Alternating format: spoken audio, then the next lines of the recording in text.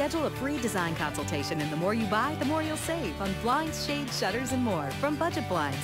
Visit budgetblinds.com today. This is Newcap News with Bart Pediasic. Good evening. We begin tonight with a scary situation for a North Battleford neighborhood, which included an elementary school. St. Mary's Community School was placed under lockdown and the area evacuated after police were dealing with a distraught male in the vicinity. The man was holed up in a residence near the 1400th block of 111th Avenue. Blockades were set up for several hours as RCMP tried to defuse the situation.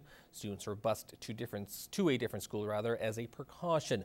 And just late this afternoon, RCMP say they have the male in custody. They say they will not be releasing details of the arrests as of yet, and residents should be able to return home within the next hour or so. And a 29-year-old man from Lloydminster has been arrested in relation to a drug seizure on Tuesday. RCMP executed a search warrant on the residence in the 5000 block of 54A Street. Mohammed Abdi is facing charges including possession of cocaine, methamphetamine, and fentanyl for the purposes of trafficking, as well as unauthorized possession of a firearm and stolen property. He's currently in custody and awaiting a hearing. Well, residents in Cold Lake are finally seeing a decrease in the cost of rent because of the dropping price of oil and the reduced demand. However, people in military housing at Four Wing Cold Lake have had a rental increase of 3%, which has the city stepping in. The city of Cold Lake is concerned about the change in rent and is going up the chain of command to try and get something done about it. We're going to be writing a letter here within a month to the Prime Minister and to the Minister of Defense and saying, over the years we've expressed this concern that the PMQs are overvalued. These homes have a rental cost of anything from $1,000 to $1,950 a month, depending on the size. Until 2013, the association in charge of military housing based rent on the local rental market, but changed it to the CPI instead. CFHA looked at a number of different options and alternate strategies, and based on our assessment, we decided that Statistics Canada's Consumer Price Index would be the most fair and reasonable approach. Now, in comparison, Cold Lake residents have seen a decrease of 25% over the year.